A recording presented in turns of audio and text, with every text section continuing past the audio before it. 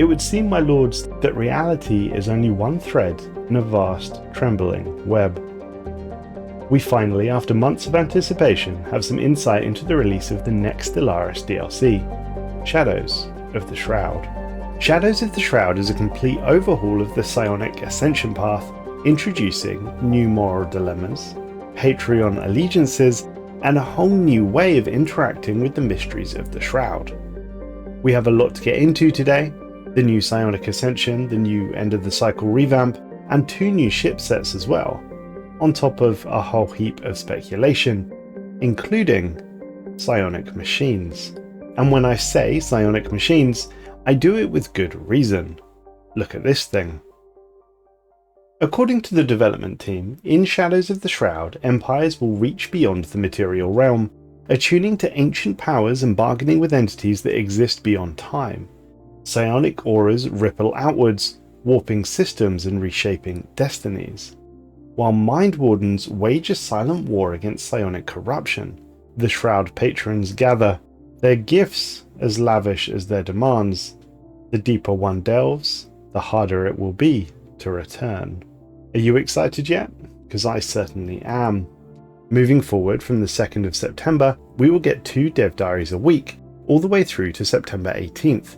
And although the developers haven't given us an official release date yet, I speculate it will likely be the week commencing the 22nd, or perhaps the week commencing the 29th. Remember, they have an obligation to launch this DLC by Q3, as was previously promised in the Season 9 pass. Q3 ends when October begins. And incidentally, remember you can still purchase the Season 9 Season Pass if you still want to, or you can pre-order Shadows of the Shroud as well. There's a link in the description or the pinned comment. This is an affiliate link, and I'll get a percentage of the sale if you buy it through the Paradox shop using my link. I'm very much looking forward to further expansion of the Shroud and Psionics in general. I think alongside the Fallen Empires and the various crisis level events, the Shroud offers by far some of the best storytelling and narrative elements available to us in the game. Several key takeaways stand out from what's been revealed so far. Firstly, the End of the Cycle is getting reworked. I've covered the End of the Cycle several times on the channel, including its relationship with the Zeroni, the Knights of the Toxic God, and many of the other Shroud entities. I'm really hoping that we see some expansion on these narrative themes. And certainly mechanically at least, the End of the Cycle has been in quite a horrible place for years. It's supposed to be one of the most powerful entities in the Stellaris universe, the thing that the Zeroni became when they ascended, and yet it's very much a wet paper bag. Now, this is partly due to the massive power creep we've seen throughout the galaxy over the years, but I am extremely happy it's getting some attention, and I really hope it's going to turn into some sort of galaxy-ending monster, truly to be feared. The developer diary continues. We tapped Abrakam for help with this one after their fantastic work on the Grand Archive and Astral Planes.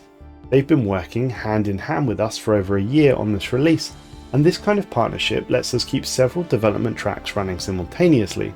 So while Abrakam brought their strengths to the new expansion, our internal teams could stay focused on updating the base game, addressing community feedback, and working on long-standing issues.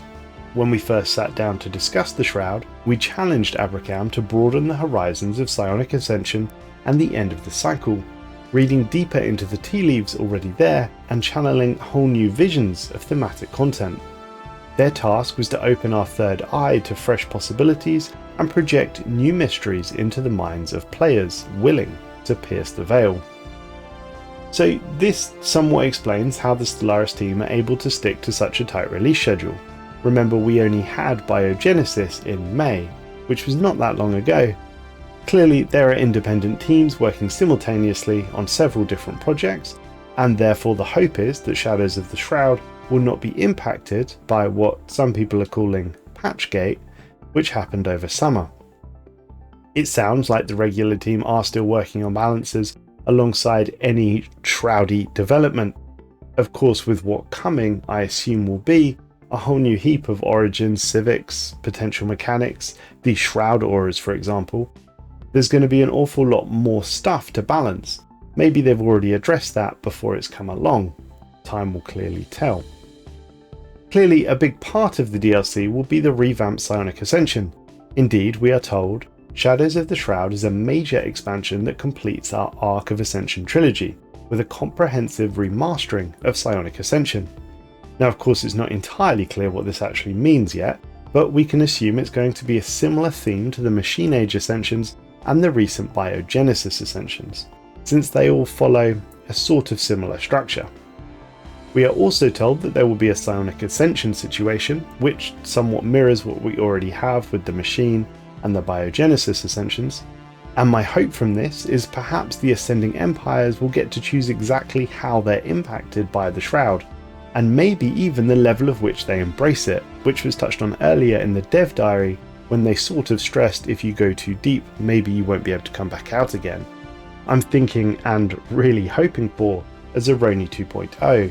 Maybe we really do go too deep into the Shroud and the galaxy gets really messy for it, birthing a new god, perhaps. Given the detailed narrative approach that Abrakam have delivered before with Stellaris DLCs, Astral Planes and Grand Archive, I am very excited to see what they've cooked up. It seems that they have a special love for the lore and the narrative of Stellaris, and the Shroud is such a fantastic canvas on which to paint. Certainly a lot of care and attention was given to some of the older concepts in Astral Planes. I'm thinking of the Baul and Grana precursor story, for example, and the Zeroni one, so I have high hopes for this. Furthermore, we are teased regarding new paths through the Shroud.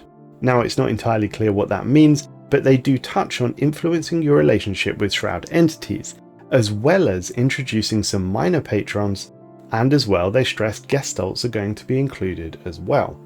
So regarding minor patrons, we already know about the animator of Clay, who I believe is deemed one of the minor patrons. I suspect that the animator will be involved with machines at least, and I hope this means that we'll receive access to more of these patrons. I really hope that there are more clues that will lead us to believe that they are indeed the long dead Zeroni. And I also think it's really cool that there's a potential that we could end up with a massive pantheon of gods, responsible for all sorts of things. The god of the hearth, the god of the sea, a little bit like the Greek and Roman gods of old. I mean, what are your thoughts on this? Would you want, say, a god of miners to help boost your mining output? Really simple, but if they attach a personality and some sort of narrative to it, it could be really interesting mechanically as well. Particularly if we are able to go really deep into the Shroud and birth our own god. That is all speculation, they haven't suggested that we'll be able to do that, but a man can dream. Gestalts as well are a really interesting theme to touch on. One assumes from the announcement that they will be able to ascend psionically. We have the Zevox event, which already details how a machine intelligence loses drones, and with the help of the animator, these drones separate from the Gestalt. I do wonder if the animator can ascend these machines. We have seen it once before with the case of Warform, who I should note is actually a chosen one, and the only psionic and only chosen robot in the entire galaxy. So, the stepping stones are there, but it remains to be seen what is actually going to happen with this. And I think I have to ask the question, do you want psionic machines, and is this something you're specifically excited for? I'm slightly mixed on it. I feel like machines already do everything really well, so they sort of don't need Psionic Ascension on top of what they already have, but equally, I do think it's an interesting and fun topic to explore, and important to stress, not everything needs to be tied to mechanically viable strategies. Perhaps machines end up being able to ascend psionically, but are perhaps worse for it, or maybe just less effective psionics than organics. Who knows? We're going to have to wait and see what comes our way. Shipsets are next on the agenda, and it seems like we're getting two, although it's not crystal clear to me if we are actually getting two. We are shown two in the dev diary. The first is titled The Mine Wardens, the Minarax Rekkar's Destroyer. The reason I'm somewhat apprehensive about two shipsets is that I feel this one maybe isn't available to the players, simply because of how they've named it. This would be a huge shame because of the two, it's the one I prefer. I think it looks amazing. The Stargate vibes here are unreal. The pyramids poking through it, the general jagged edges, it's like Anubis himself is coming for us. I love a sleek ship design. Necroids is one of my most used shipsets already, and if this one does become available to players, I think it's highly likely to be my new favourite. Even the gun designs look amazing, and remember what we've been shown is only a punny destroyer. Imagine what a battleship, Titan or even Juggernaut is going to look like. I'm extremely excited for this one. The second set we are shown seems to me to be very aquatic, if you like, in style. It's far sleeker, smoother and much less aggressive than the other ship set. The weapons are less prominent, there's no clear engine structure either. It's not really my sort of ship, but I do think it will be very popular amongst the less aggressive of you lovely folks. The next thing to discuss is the smattering of new portraits on offer. We have an array to look at, but 3 stand out to me. One is the machine on the right.